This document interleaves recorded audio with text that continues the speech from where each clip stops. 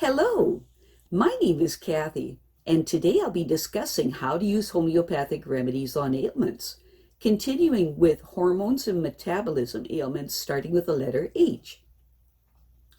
But before I do this, I wanted to let you know that because I have a great many videos now on many different topics, that I've decided to make several different video playlists so that it's easier to find the videos of greatest interest. So please check out my playlist page. Please refer to my How to Use Homeopathic Remedies video before using the material in this video. I'll be discussing how to use homeopathic remedies on specific ailments, but I've broken these ailments into categories for easier reference. I'll begin with ailments of the mind and emotions. Then I'll move on to ailments of the brain and nervous system. Then I'll address issues with your skin, nails, and hair.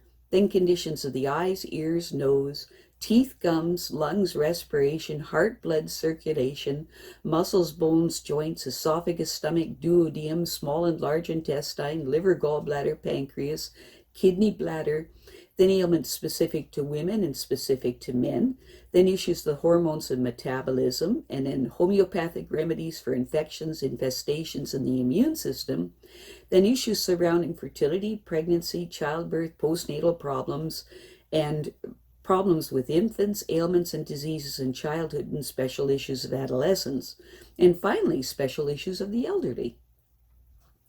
Constitutional treatment involves treating the totality of the individual person. Everyone is a unique individual with a unique physiology that responds to substances differently. In homeopathy, it's recognized that people will react strongly to certain remedies, and as a result of this, they can be loosely placed into different categories called constitutional types. Homeopaths talk of, for example, phosphoric types. These are people who react strongly to phosphorus, or arsenic amalgam types, those who react strongly to arsenic amalgam. The belief is that people of one type share similarities in terms of body shape, character, and personality, and the sorts of diseases from which they suffer. As an example, natrum beer people tend to be pear-shaped, have a dark complexion, be fastidious and rigid in personality, and keep themselves to themselves. They also crave salt and suffer from constipation.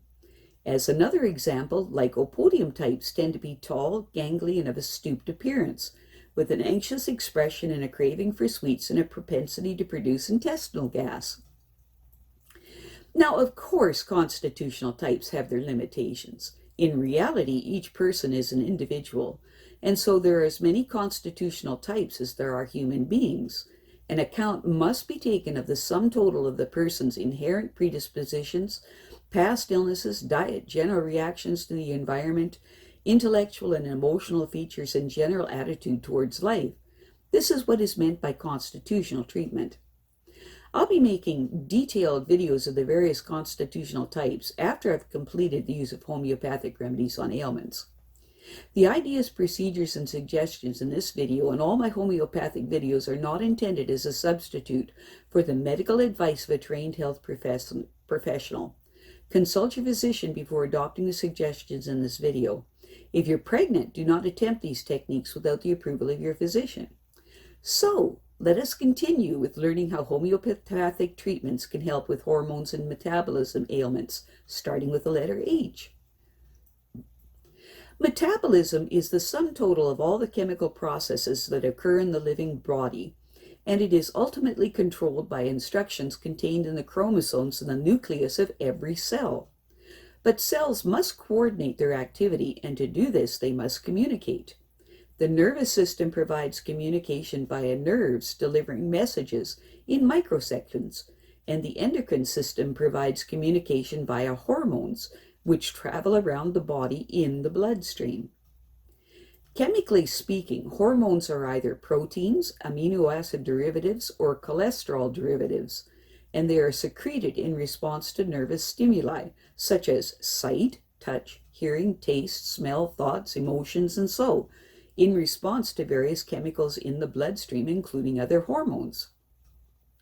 The pituitary gland at the base of the brain, for example, secretes a number of hormones designed to stimulate other hormone-producing glands into action. The hormones produced by these subservient glands circulate in the blood, but if their concentration in the blood falls below or rises above a certain level, the pituitary adjusts its output of trophic or stimulating hormones. However, the pituitary is not the prime mover of the endocrine system. This role is played by the hypothalamus. The hypothalamus is a distinct group of cells at the base of the forebrain, with extensive connections to the cortex, brainstem, and hindbrain. Stimulating and inhibitory hormones secreted by the hypothalamus in response to nervous impulses from other parts of the brain travel the short distance to the pituitary beneath it, and the pituitary responds by increasing or decreasing its secretory activities. The anterior lobe of the pituitary secretes growth hormone called prolactin in order to stimulate production of breast milk, and hormones that stimulate the high thyroid and adrenal glands, and also the ovaries and testes. The posterior lobe of the pituitary produces antidiuretic hormones in order to decrease the excretion of water by the kidneys, and oxytocin to stimulate the milk flow and contraction of the womb after childbirth. The thyroid gland, which lies in the neck opposite the Adam's apple, produces thyroxine, which controls the metabolic rate, which is the pace of chemical activity in every cell of the body. Iodine is an essential component of thyroxine. Directly behind the thyroid are the 4 parathyroid glands. These produce parathormone, which, together with calcitonin produced by the thyroid, control calcium metabolism. The 2 adrenal glands, one perched on top of each kidney, secrete the fight-or-flight hormones adrenaline and noradrenaline in response to stimulation of the sympathetic nerve system. The adrenal glands also secrete steroids, all of which are made from cholesterol. 2 of the most abundant steroids are aldosterone and cortisone. Aldosterone controls the balance of potassium and sodium in the blood, and cortisone plays a crucial role in carbohydrate, protein, and fat metabolism, and many other processes. The adrenal glands also produce small amounts of androgens, which are masculinizing hormones in both women and men. However, the major androgen-producing role in the male body occurs in the testes, which produces testosterone. In women, femaleness, fertility, and the menstrual cycle are controlled by estrogens and progestins manufactured in the ovaries. The testes also produce small amounts of estrogens. Another very important endocrine gland is the pancreas, which lies under and behind the stomach. It produces 2 hormones that regulate the level of glucose in the blood, insulin and glucagon. Insulin encourages cells to absorb glucose, and glucagon encourages stores of glucose to be released into the bloodstream. Both hormones are produced in response to levels of glucose in the blood. If the cells that produce insulin become diseased or unresponsive, the result is diabetes. Many other parts of the body, such as the heart, kidneys, stomach, intestines, and placenta, also contain cells that produce hormones. Hyperlipidemia is high levels of fat, including cholesterol in the blood, which increases risks of arteriosclerosis, coronary thrombosis, and stroke. The high levels may be due to an inherited fault in the lipid metabolism, overconsumption of saturated fat and cholesterol, too much alcohol, or a generalized ailment such as diabetes mellitus. In most cases, there are no symptoms, and the condition is diagnosed during investigation of some other ailment. In extreme cases, however, there may be yellowish patches under the skin, especially on the elbows, between the fingers, and around the ankles. A low-fat, high-fiber diet usually achieves some lowering of blood lipid levels. Homeopathic treatment is constitutional. Hypoglycemia. Hypoglycemia is a low level of glucose in the blood, causing a variety of symptoms in different people. Some of these symptoms include sweating, dizziness, trembling, weakness, hunger, slurred speech, blurred vision, tingling in the hands or lips, headache, irritability, aggressiveness, and unconsciousness.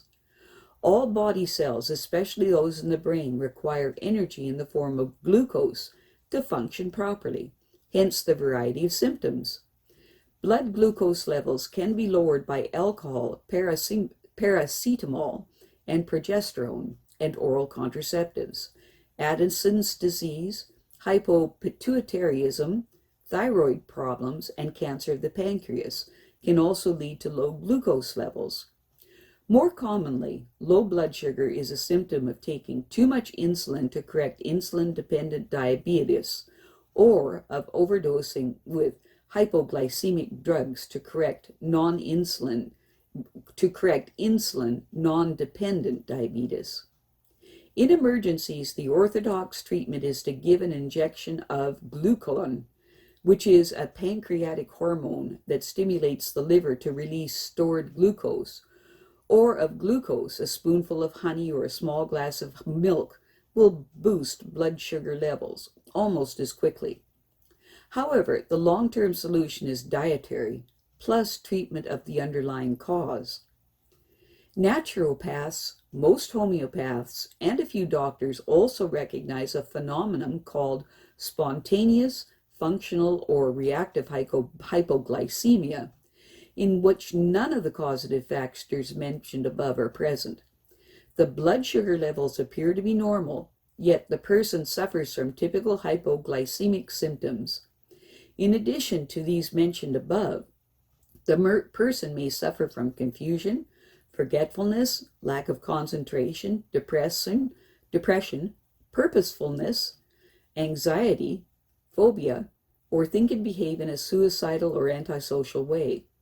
On the physical plane, they may feel extremely tired, bloated, or cold and sweaty, or have a headache, backache, or joint and muscle pains, or suffer from numb extremities and muscular twitches, abdominal cramps, and even convulsions.